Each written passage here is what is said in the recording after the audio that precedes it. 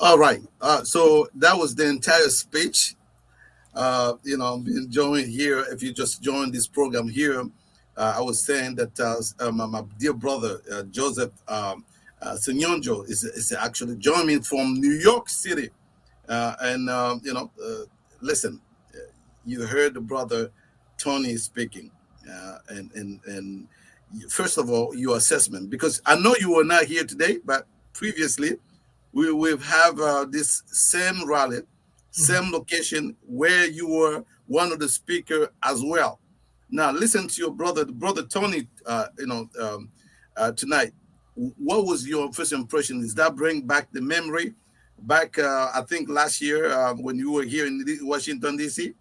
Oh, well, it's more than bringing back a memory because we are Ugandans. We are living these experiences. We are living these atrocities. We are living a nightmare that is enabled by the World Bank, IMF, and of course the U.S. and its Western allies. So yes, it definitely did hit home.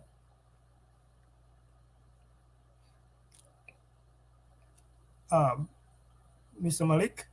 All right. Yeah, Yeah. So yeah. absolutely. Mhm. Listen, uh, that speech didn't change from the last time I heard him, Tony speaking, and I can even play last year's speak. It's going to be absolutely the same thing, the same words, and the main point here is stop funding Museveni. But it's a little bit confusing to me Mhm. because it looks like there are some principles that the United States buy upon, democracy, human rights. Not too long ago, we've seen President Museveni completely say there's some values that he don't share with the United States. The United States believe everybody should have rights, including gay and lesbians. And he said, no, this is not, something that I believe. But today's speech, in today's speech, Tony, the team leader today, was saying, listen, if you think you have a friend, somebody who will share your value, President Museveni is not one of them. What is your take on that? Before I answer, how much time do we have? Because No, no, I want no. to ask this question. It's only 18 minutes past. Oh, You have I give you 30 minutes. oh, excellent, excellent. Great. Thank you so much. Well, first, a couple issues. IMF and World Bank, which is the first point he made, and then, of course, US policies. Um, on the point of IMF and World Bank funding this dictatorship and saying they don't interfere in politics. In fact, at one point, the IMF in a meeting said that they're not human rights watch. Basically, they're just financial people and they're just not concerned about everything else. You know, um, so that is obviously unacceptable. But even on the points of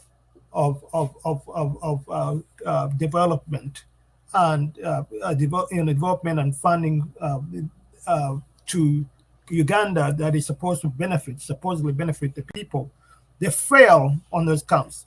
I actually have a statement which was released by the World Bank, resident World Bank person in Kampala, and also the World Bank, actually IMF office. Um, like in the recently they announced a release of another $120 million, um, of funds to Uganda, which they do every 6 or so months. Because in 2021, the IMF approved a $1 billion, what you call extended credit facility, and supposedly because of the diaspora's uh, uh, pressure, saying that this regime is uses the money to, as you said, and as Tony said, and as everyone says, and there is proof, the regime uses the money that the World Bank and IMF gives it to suppress Ugandans. So because of that, they said, "Oh, we're going to be reviewing the progress, implementation, anti-corruption measures, and all that before you know, uh, we release the next funds." Meaning they need to be satisfied that the regime is abiding by the conditions that are set, like controlling corruption, actually implementing, using the money appropriately. But on all those counts, taking them on their own measures, which they justify, like let's take away politics for a second and look at development and implementation of policies. Okay, in terms of the only measure perhaps that you could give the regime some credit for is a macroeconomic stability and fiscal macroeconomic stability, perhaps in terms of interest rates and all that. But in terms of fiscal policy, it's a total fail. In terms of corruption, it's a total fail. For instance, this is a statement that the IMF released. It said the executive board of the International Monetary Fund concluded fourth review of Uganda's extended facility. And then it says the program aims to support the near-term response to COVID-19 pandemic and boost more inclusive growth. Reforms focused on creating fiscal space for priority social spending, preserving debt sustainability, strengthening governance, and reducing corruption, and enhancing monetary and financial sector reforms. So, looking at this statement, clearly, in Uganda's case, the regime has not met these conditions. In terms of COVID response, Ugandans never got support for COVID. I mean, Ugandans were many people were dying during the COVID lockdown due to a lack of funds, and they didn't get the support that was supposedly given to help them go through this COVID crisis. Uganda had the longest lockdown of any country in the world of schools. Kids were at home for over 2 years. Many girls got impregnated, and many never returned to school. So those funds were never used for the purpose. In one public health facility, Ugandans were injected with water. So basically, then what that meant is that Ugandans then shunned the so-called vaccine. The regime got so much money for vaccines, but basically were unused. Most Ugandans didn't get vaccines, and actually the COVID, it kind of hit a little bit in Uganda at some point, but for the most part, most Ugandans were never vaccinated. So that was a fail in terms of the COVID response. Two, when it comes to corruption, Museveni is the number one. He encourages corruption. Last year, the Inspector General government tried to start a lifestyle audit of all the officials because corruption is a major problem. Museveni said, "Go slow." So I'll let you continue your statement. Right. It looks like what you're trying to say here is that there've been major issues, and you mentioned COVID-19, and you mentioned education. It looks like there were no urgency on giving money to help on those sectors to help. The COVID will happen to be one of the most horrible, devastating pandemic we have globally. But it looks like there were no funding to. Maybe there was, but you claim to see nothing helping the people. And so, as you said, if that kind of an issue, important issue, or not being taken care of, any kind of support to that regime is actually not for the people. Is that your statement? Yes, basically, that is a statement. And not only is it it's not for the people, but it's being diverted.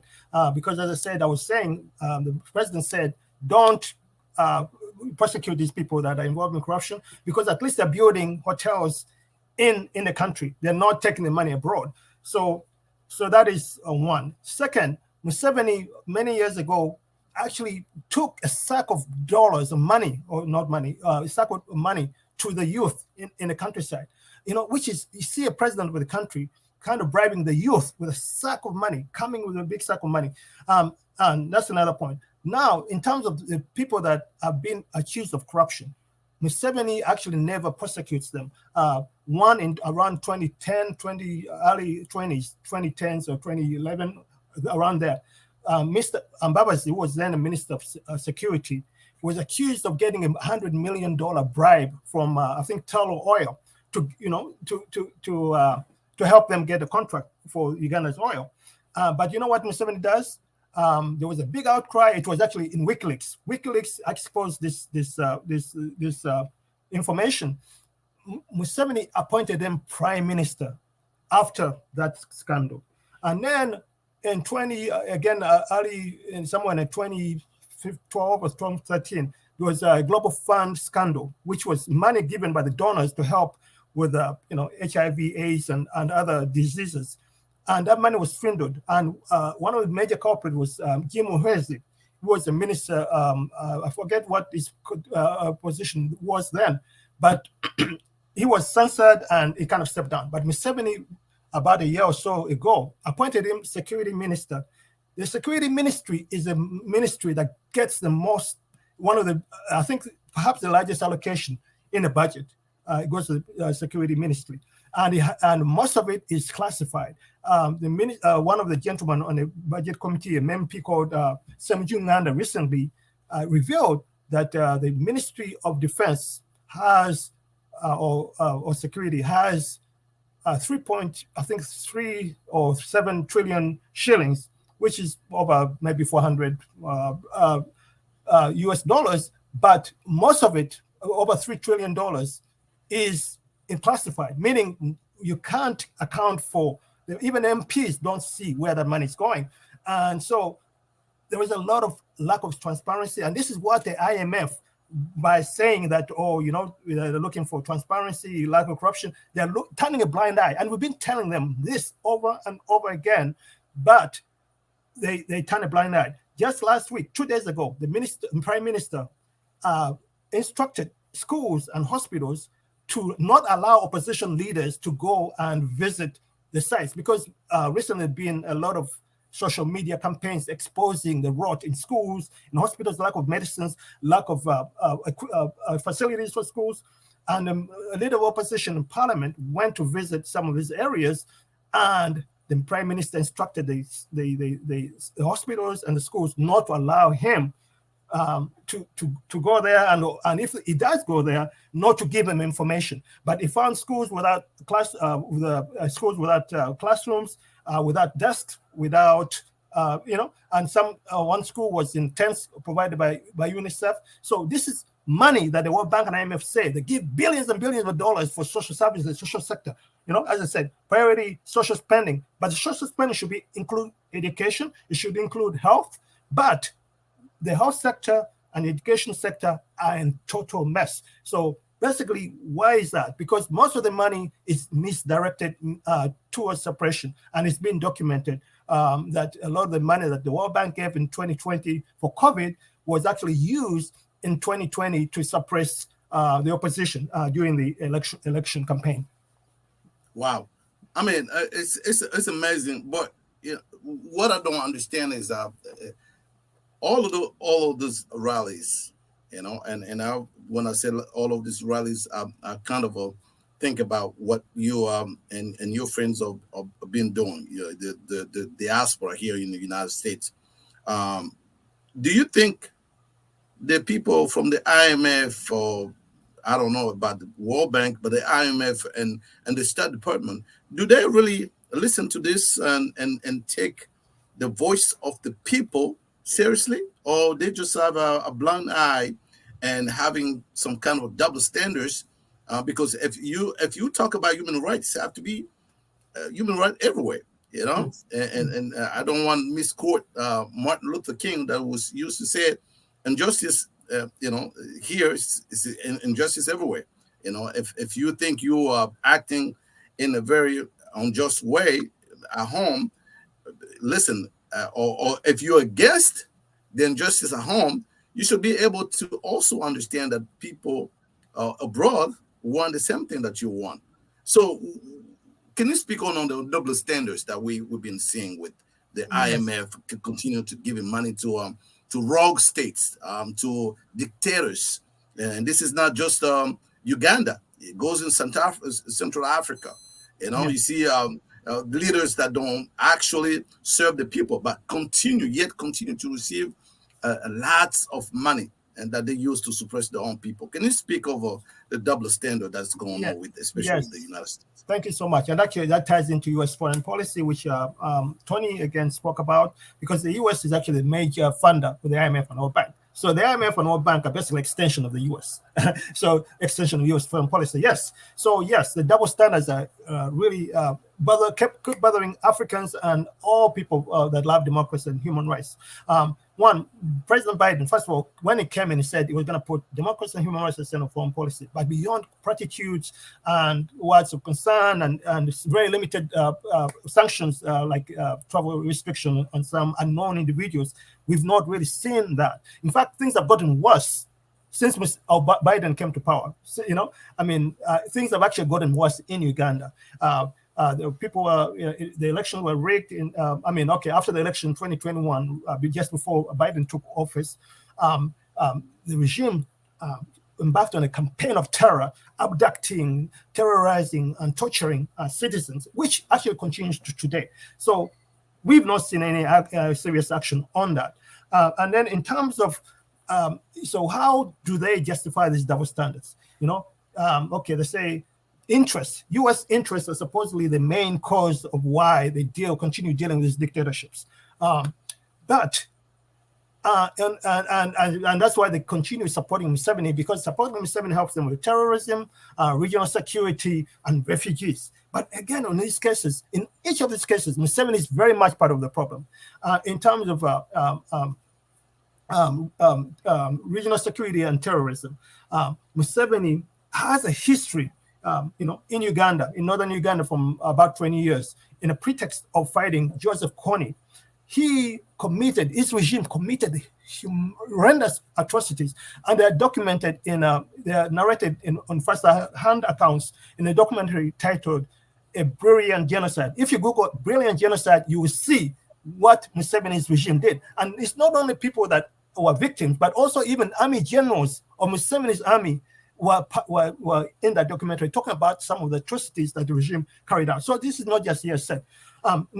Then in 2016, the regime carried out a terrible massacre in the Kasese region of Uganda, where over 100 people, including at least 15 children, were killed, supposedly because they basically were contested regime's attempt to divide the region, because it is a multi-ethnic region, and the regime is adept at divide and rule. So sometimes it exploits ethnic differences, and so people resisted that, and Museveni unleashed his army and killed so many people in 2016, and took their king and over 218 of his subjects to Kampala, drove them 7 hours away, and put them in prison and charged them with terrorism. Just last week or thereabout, they released them after the state lost interest. These are people charged with terrorism, and they were released after they lost, supposedly lost interest in the case. And now going to Rwanda. In 1990, Uganda invaded. Uganda army serving Ugandan officers. Joseph, Yes. Not to cut you off, because of everybody that's watching live. I want to thank everybody from Regina to Aisha to Miss Kumba, to Williams, everybody. But this comments here made by Tony was saying, was stated Joseph's a brilliant genocide, and with that comment, I wanted to add the fact that since we are talking about double standards, when we see ruthless leaders killing his own people, that's also terrorism, right? Exactly. So if you give the same person the money to stop some kind of a terrorism, not knowing that this person will use the same resources to terrorize his own people. So it is a very tricky situation, but tricky because I don't even know if the United States knows that, or maybe they know and don't care. What is your statement about what's going on? Again, they know because they know Museveni, because these are documented. They've been documented both by even the U.S. own State Department, by Human Rights Watch, by many organizations. But again, that so-called interests trump everything.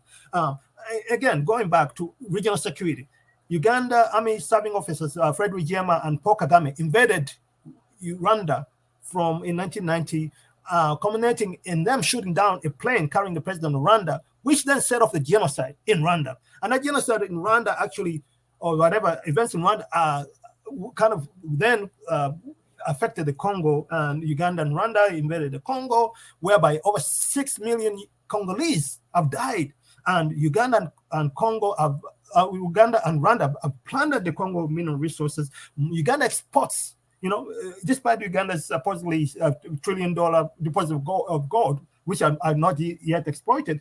Uganda's gold right now, Uganda is one of the gold is one of the major exports to Uganda, but all that gold comes from the Congo. So Uganda is partnering the Congo, and then when it comes to and the Congo took Uganda to the International Court of Justice for its atrocities and the plan of resources, and in fact, the International Court of Justice ruled for the Congo, said Uganda should compensate the DRC for 325 million, even though they sought 13 billion. But somehow, there was a lot of negotiations, and it was, came down to 325. And then when it comes to Somalia, this is one of the main areas where the U.S., Uganda is fighting Al-Shabaab and whatever. But in around 2011, Ugandan army were selling arms to Al-Shabaab.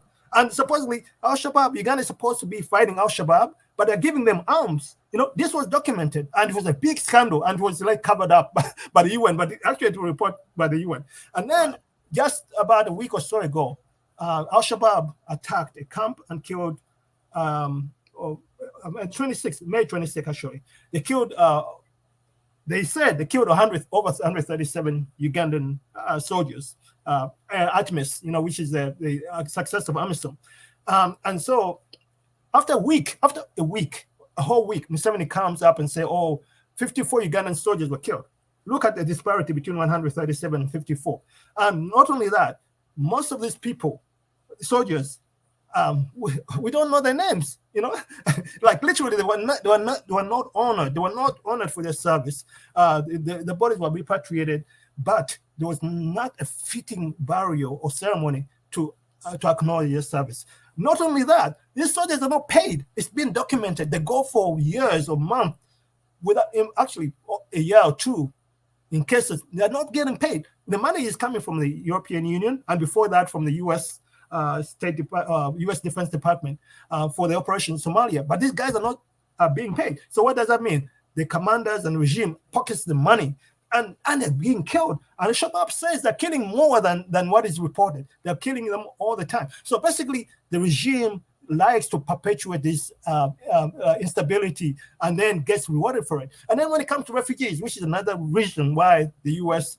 Says, Uganda is such a great host of refugees.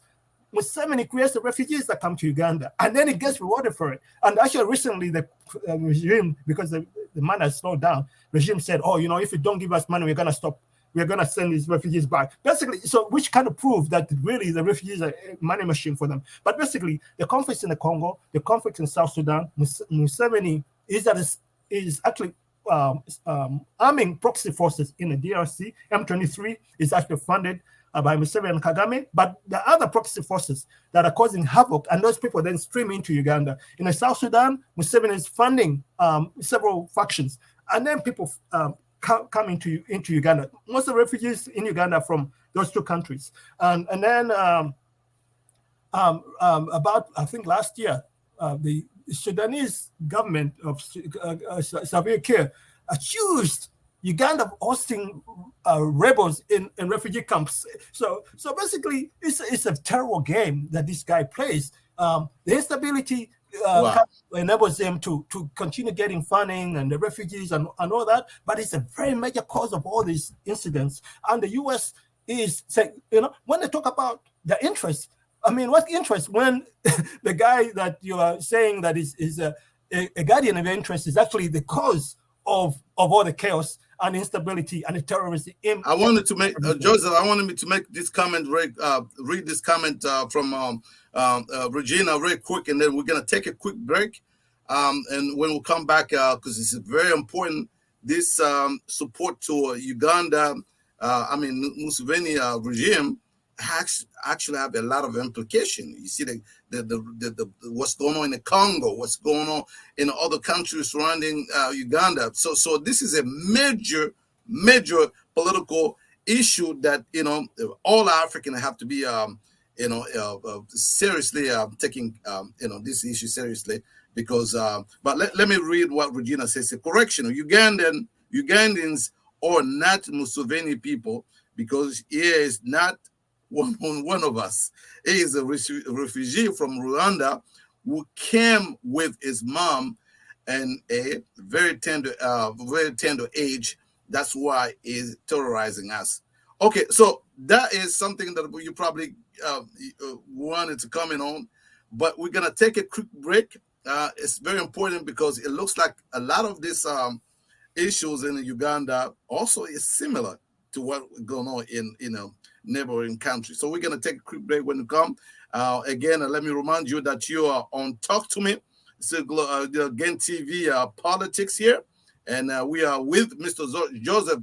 He's a coordinator and talking to us from New York City. So Joseph, we're gonna take, like I said, we're gonna take a quick break. This is very important. When we come back, I would like for you to really speak on these issues and trying to go back in how what's going on in Uganda affecting what's going on in the Congo. That's a big piece that need to be addressed. And I remind you that this is Mr. Joseph Senyonjo is actually the coordinator of Ugandan Diaspora here in New York, New Jersey, for democracy and human rights. And we want to thank you again for being here with us and to give us the insight, because most people see the protest, but they don't usually understand what's going on when we're having this protest downtown DC. So let's take this quick break, and then we'll come back and give us more insight on this conflict in Uganda and around neighboring countries. That will be in the minutes to come.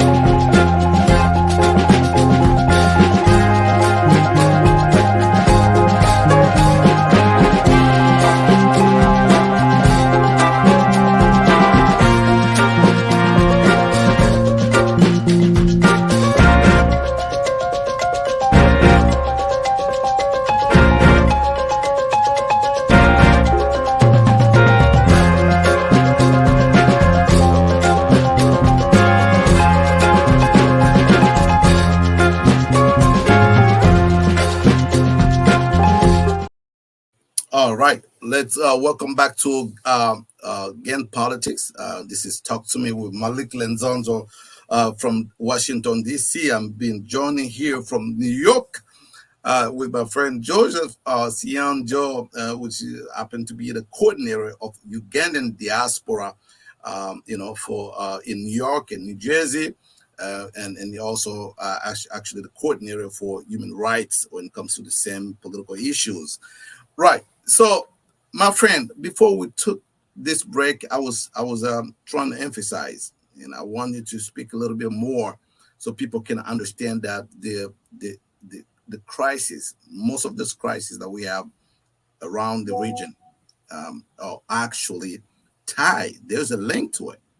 If we see what's going on in the Congo, if you look deeper, you will see some relationship with Uganda. If you see what's going on in Sudan, so if we think when Ugandan are talking about some of this issue, this is just a separate case.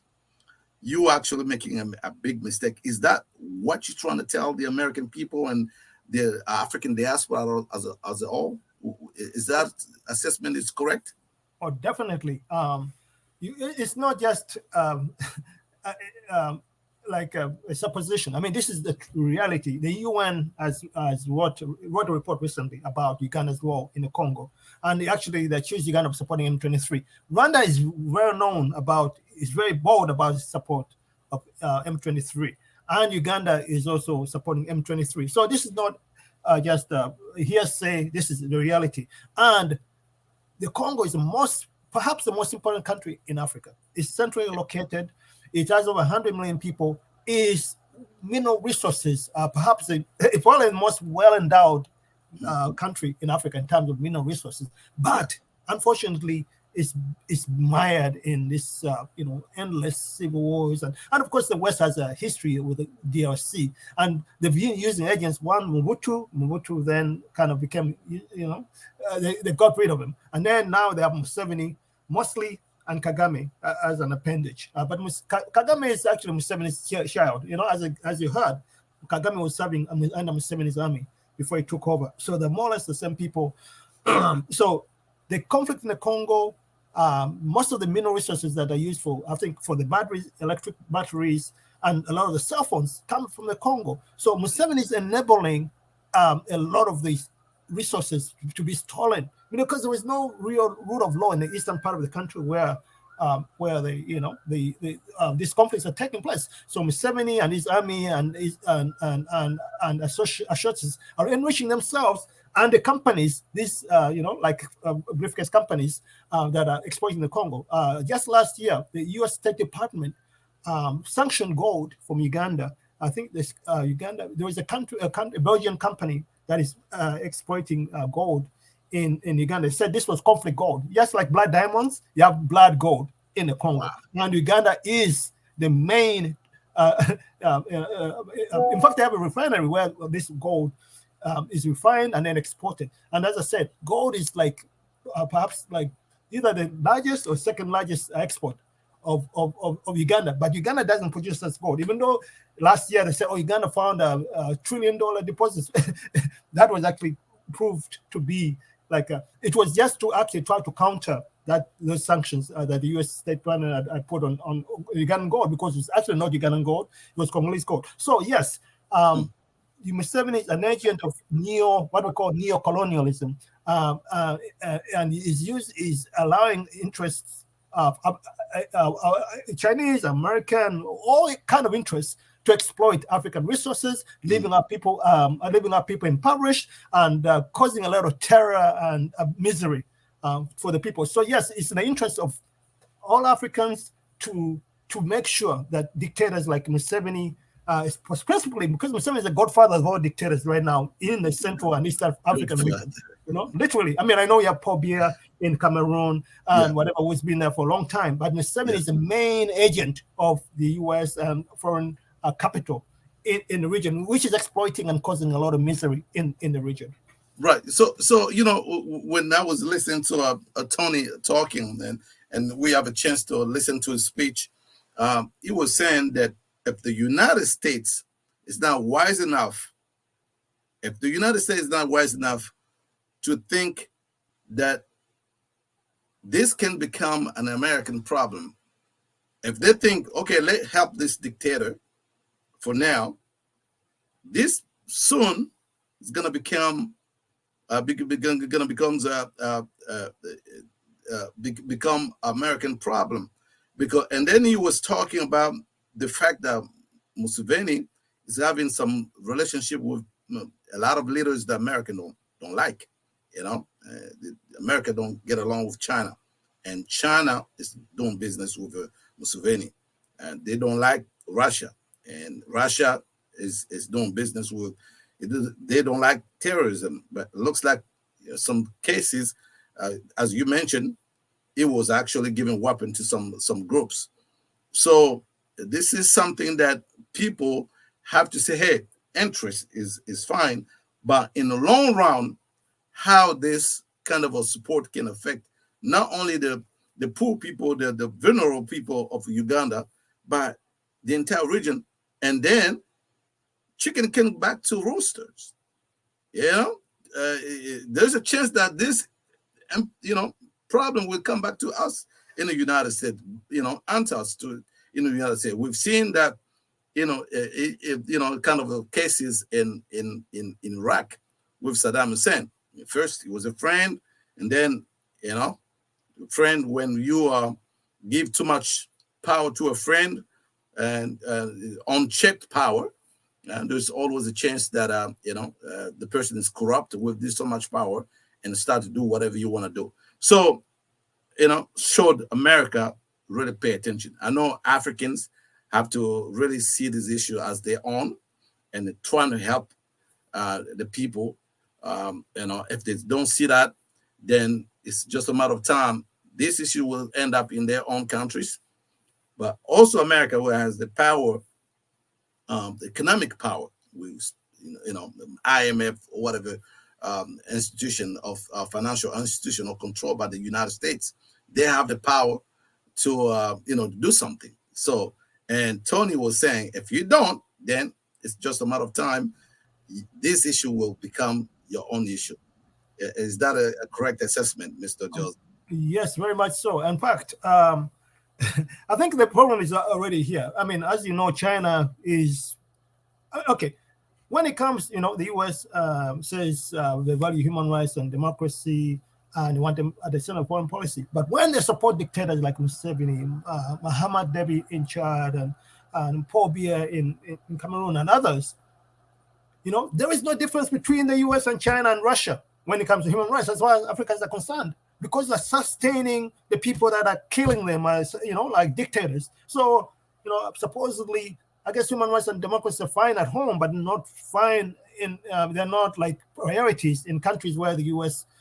Is dealing with these dictators. So then what's the difference between the U.S. and China? So then you might as well deal with China, which is giving you a lot more money, is willing to not ask, and Russia. And, Russia has this Wagner group of Pruskin, which is fighting in Ukraine, is causing a lot of havoc, is in Chad and Mali and other places, and they're trying to expand their influence. And so if there is no difference between the U.S. and Russia and China, then, of course, if China has more money and is willing to spend a lot of more money, then China's going to get a red carpet. And then China, of course, is the main biggest competitor to the U.S. in terms of economic power, and they're already getting a foothold into the Congo, getting the resources, because there are people like Museveni that are playing, like conmen that are playing both sides, and China's going to gain the upper hand because they don't care about human rights, they don't care about corruption. They're going to, whereas the U.S. has certain laws and rules that govern how corporations deal with corruption. Like you can be charged for corruption if you're a company and you're proved to be corrupt in corrupting other countries. China doesn't have those kind of restrictions. So yes, this can be a big problem to the U.S. And finally, this is very important. Mr. Tony talked about human rights and, of course, the LGBTQ law, which Museveni recently passed. And there was a big outcry in the West. Oh my God! First of all, this is not the first time Museveni has signed something similar. In 2014, he signed what was called the Kill the Gays Bill, and there was a big outcry. And then he kind of used one of his colleagues to go through the court, and he signed it, but then it was struck down by the courts. But the courts, it controls the courts. Whatever happens in the court. In fact, this one is also in the courts. So I would not be surprised if it's struck down. But basically, if the U.S. and Europe and other countries did listen to our cries for human rights, this law would not have happened. So this is a result of them turning a blind eye for cries for democracy and human rights. They have the State Department rights reports about human rights abuses year in and year out. They're documented, and they say, "Oh, interest." Well, interests produce this anti-gay law, and so it's not as I think Tony was alluding to. Gay rights are part of the overall picture of human rights. So Yeah, the U.S. absolutely. neglecting that. And finally, this point, remember, we had Donald Trump previously clearly admiring dictators like Kim in North Korea and other places. So by allowing dictatorship and human rights abuses to go unchecked, it actually can impact you at home. So it's very, very important to not say, well, that happens far away. You're gonna get people like Trump, like Hitler. They kind of admire each other and learn from each other. Hey, if that little guy can do it in Uganda, why can't I? I'm a big power. I have all the resources and money, so I can do whatever. So we are so interconnected, especially in this world of the internet and CNN and all that. Everyone sees this on the screens. So it's very, very important for Americans to take interest and to hold the Biden administration to its pledge to put human rights and democracy at the center of U.S. foreign policy. It's very important for Africans. It's very important to the U.S. and it's important for humanity as a whole. Absolutely. Absolutely. Listen, that was a great conversation with my friend here, Joseph. We want to thank you again, Joseph, for coming. It's always a pleasure to have this conversation with you and to give us insight. I mean, a lot of people, especially I see my friend there, Miss Kumba, was from Ohio, was saying that she was happy to have this opportunity to learn more, and then she happened to be African herself, to learn more, because most of the time we think those issues are far away because we don't have venues to have a chance to explain clearly to the people so that people can understand more. And the more we understand, I think the more sensitive people become in terms of their support. So with that, we want to thank you again, Joseph. It's always a pleasure to see you. I want to, like I said, say thank you for everybody that participating, giving their support to Gen TV and the comments that they said. I want to talk about my friend Ethel. That's was there in when we were protesting. Shout out to also Jessica, Salome, Miss Kumba from Ohio, Regina, Antonia, even obviously. My brother Tommy was doing a great job. And the deal with you and Tony is always great. Today with you and not here, but it kind of ended the situation quite good.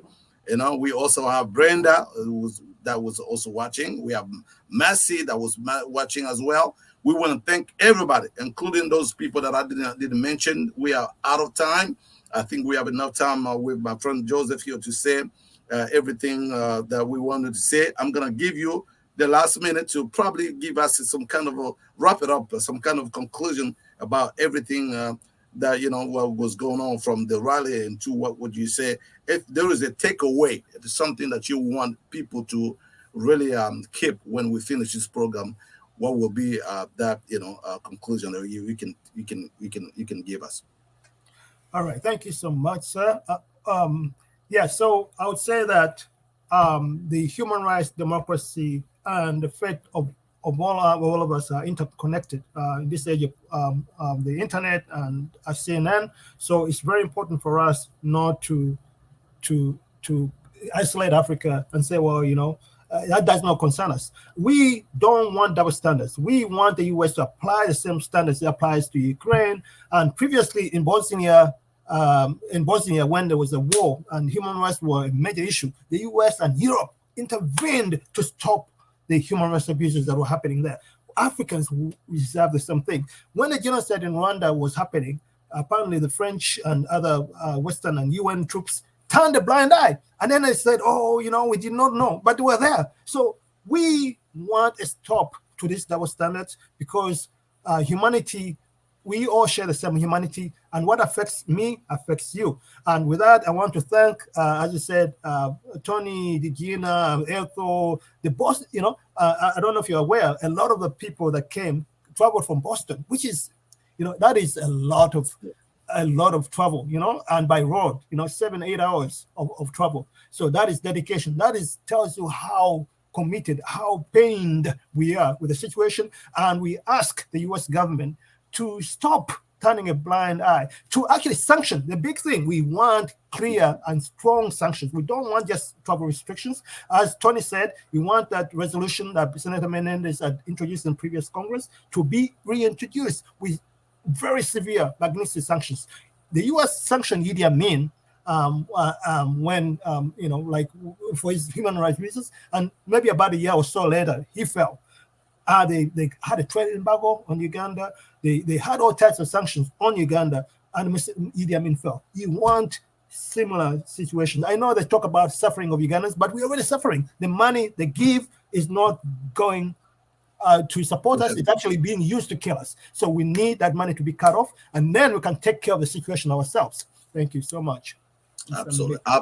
That was great. Again, thank you again, my brother Joseph. You don't have to only wait to talk about Uganda to come on the show. You're always welcome to come to give your insight, your analysis on Gen TV.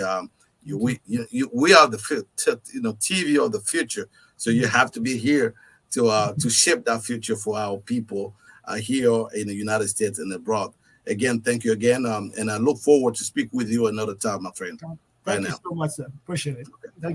All right. So that concludes our program for today. You can see on the screen if you have any events, that need to be covered in our community. Just remember, again, TV actually the future. You got to be here. If you have any event you want to be covered, you need some media attention. If you want to talk about issues, whether political or business or even education, Gen TV is the place in the 21st century in America. You better come on Gen TV. So we appreciate your help. Please make sure that if you need donation, you're gonna give to Gen TV to help us continue to give you awesome and well